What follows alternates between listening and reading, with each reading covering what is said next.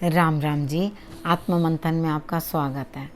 अब मैं आपको मूलांक 9 वालों के बारे में इस एक वीक का बताने वाली हूँ। ये वीक है 4th to 10th of October, ठीक है। तो इनके बारे में मैं आपको बताने वाली हूँ।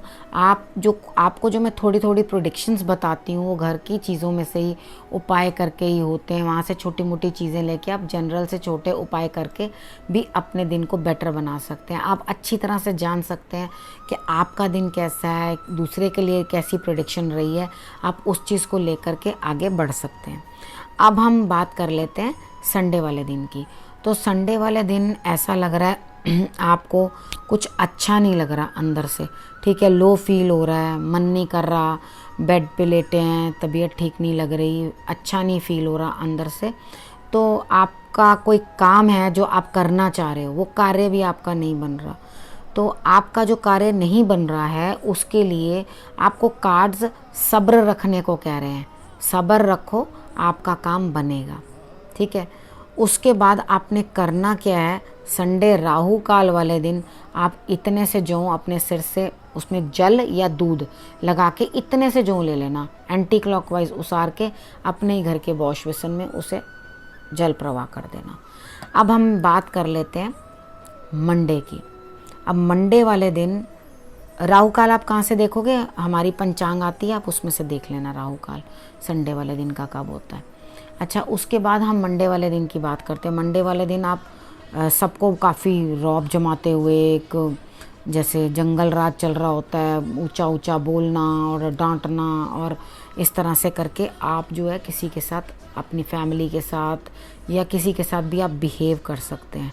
लेकिन मेरा कहना है कि आप अपने थोड़ी अंतरात्मा की आवाज़ सुने कि क्या इस तरह से बोलना या इस तरह से बिहेव करना किसी के साथ सही लग रहा है। आप थोड़ा अपने जो प्रोफाइल है बोलने का उसको थोड़ा कम करना, यानी कि अपनी पिच को थोड़ा डाउन करना। और वैसे 9 नंबर वाले बोलते ही बहुत तेज़ हैं, ऊंचा ऊंचा बोलते हैं और लड़ते हैं, लेकिन आपने अपने आप को कंट्रोल करना है, क्योंकि उनका वेंट आउट ही चीखना होता है, ठीक है। आपने कंट्रोल करना और चीखना चिल्लाना बिल्कुल नहीं करना, और नॉर्मल रहकर अपने आप को संयमित रखने की कोशिश करना, और आप डॉग्स की सेवा ज़रूर कर देना। अब हम बात कर लेते हैं ट्यूसडे की। ट्यूसडे वाले दिन कोई काम ऐसा है जो आप खुद करोगे, आपकी जीत लगती है कि आपको बिल्कुल आशीर्वाद मिल रहा है, आपकी जीत हो रही है, लेकिन शनि का प्रभाव भी साथ ही बना हुआ है, ठीक है। और वो काम जो है बिल्कुल स्लोली होगा, कोई भी तेज़ी नहीं है उस काम के अंदर जिस काम को आप करना चाह रहे हैं। अकेले ही लगे हुए हैं किसी चीज़ के अंदर ज़बरदस्ती के, लेकिन आपके रिज़ल्ट्स जो हैं वो शनि ने काफ़ी स्लो कर दिए हैं।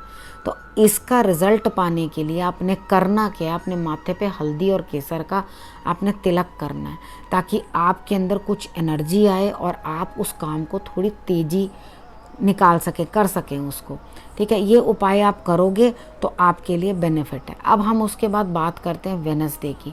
वेडनेसडे को कार्ड्स आपको कह रहे हैं बैठो मत और उठो और काम करो। जबकि ट्यूसडे वाले दिन भी आपको काम खुद ही करना पड़ रहा है, वेडनेसडे वाले दिन भी आपको कोई कुछ सपोर्ट नहीं मिल रही है। कोई बंदा आपके लिए कह रहा है कि उठो, आपको बैठना नहीं है, खड़े हो जाओ और काम करो। आप उठोगे, काम तो करोगे, लेकिन आपको लगेगा मैं इधर करूं कि मैं उधर करूं, मैं यहाँ जाऊं कि वहाँ जाऊं, मैं दोनों तरह से कहाँ जाऊं। तो ये आप बैठो, मेडिटेशन करो, ईश्वर से पूछो, गणेश जी की आराधना करो, और आपको जो रास्ता बेटर लगे उस तरफ को चल पड़ना, अब निकल पड़ना उस रास्ते को, ठीक है। क्योंकि अब आपने डिले किया तो आपके लिए फिर वही प्रॉब्लम्स आके खड़ी हो जाएंगी। अब आप थर्सडे वाले दिन की बात कर लेते हैं, मतलब मैं कर लेती हूँ थर्सडे वाले दिन की बात।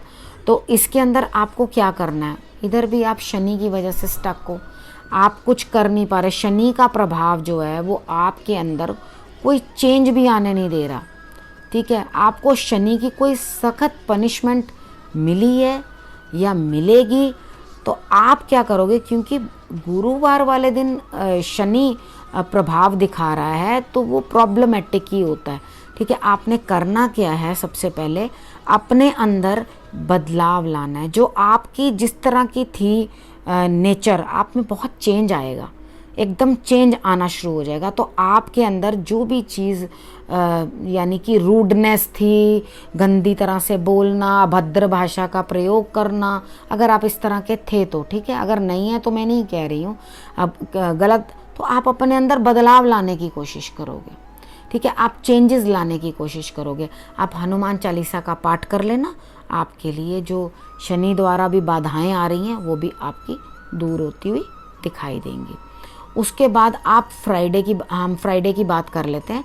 अब फ्राइडे वाले दिन क्या होगा, आप अपनी फैमिली के साथ बहुत हैप्पी हैं, ठीक है, आपको कोई दिक्कत नहीं है, लेकिन थोड़ी थोड़ी देर बाद आपकी जो घड़ी है वो पीछे का टाइम दिखाने लग जाती है, यानी कि पास्ट की बातों में आप जीने लग जाते हैं।